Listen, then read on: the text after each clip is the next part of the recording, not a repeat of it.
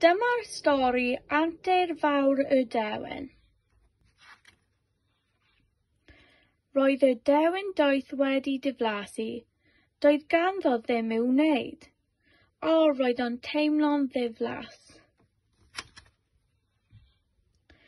Roedd wedi chwarae pêl, wedi gwneud jigsaw ac wedi darllen llyfr. Hoffwn gael antur, meddyliodd y dewin doeth. Antur go iawn. Edrychodd ar lun llong ar y wal.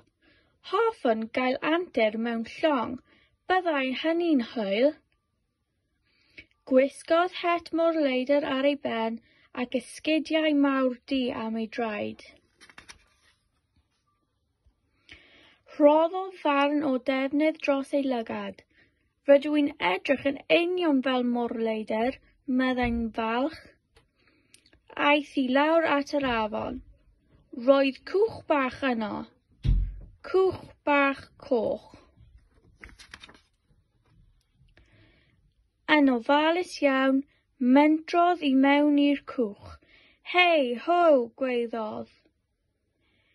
Beth mae'r dewin doeth yn ei wneud, meddyliodd Myrsen. Fi yw'r môr-leidr beryglus, dewi poeth, meddai'r ddewin.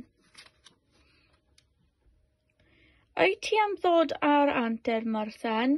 Gofynnodd. Mae angen cath yn y cwch I ddal llygod.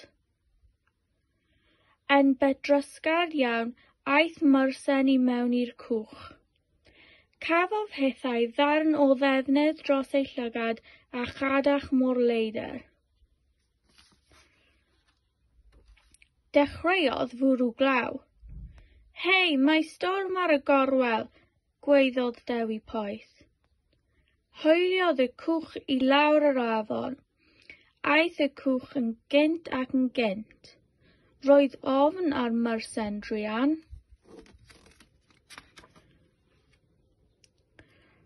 Roedd ofn ar y dewin doeth hefyd. Dydw I ddim yn hoffi bod yn fôr-leidr, meddai. Gwelodd y dewin doeth y dewin dwl ar y lan.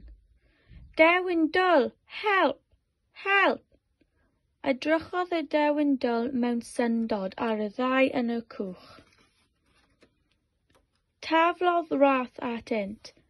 Tynnodd a thynnodd a'i helpu i'r lan. A dyna ddiwedd antur fawr dewi poeth a'i gath.